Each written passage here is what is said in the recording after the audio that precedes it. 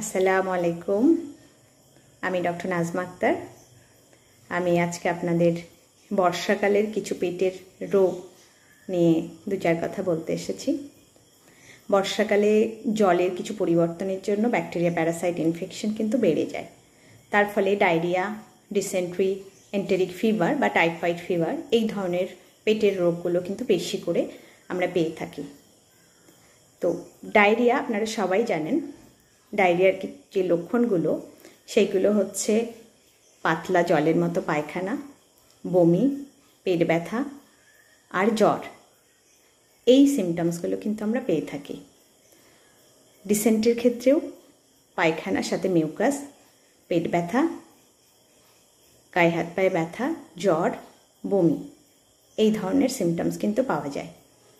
আর enteric fever বা typhoid fever এইটাতেও কিন্তু আমরা টেম্পারেচার মানে জ্বর সাথে বমি, পেট ব্যথা, গায়ে হাত পায়ে ব্যথা, মাথা ব্যথা এইগুলো কিন্তু পেয়ে থাকি। তো ডায়রিয়া হলে আপনারা কি করবেন? প্রথমত যদি ডায়রিয়া বাড়িতে কারো হয়ে থাকে তাহলে তাকে বারবার ওআরএসের জল খাওয়াতে হবে। কেন? কারণ ডায়রিয়াতে জলের মতো পাতলা পায়খানা সাথে বমি এইগুলো হওয়াতে কিন্তু আমাদের শরীরে জলের স্বল্পতা দেখা দেয়। তো জলের সেই স্বল্পতার কারণে কিন্তু বডি ডিহাইড্রেট হয়ে যায়। তার কারণে আমরা কিন্তু ওআরএসের জল খাবো বা খাওয়াবো। ডিসেন্ট্রির ক্ষেত্রেও তাই, বারবার পায়খানা বা বমি যদি কারো হয় সেখানেও কিন্তু জলের স্বল্পতা দেখা দেবে এবং বডি ডিহাইড্রেট হবে। সেক্ষেত্রেও ওআরএসের জল খাওয়া খুব দরকার।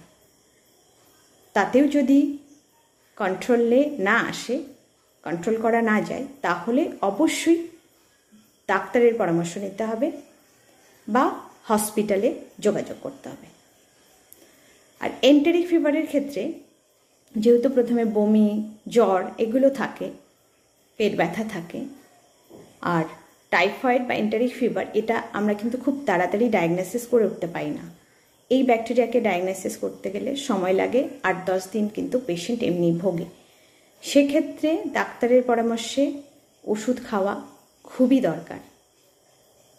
এই কয়েকটি জিনিস কিন্তু আমরা যদি খুব ভালো করে লক্ষ্য করি তাহলে এই রোগগুলো থেকে আমরা খুব তাড়াতাড়ি নিরাময় করতে পারব।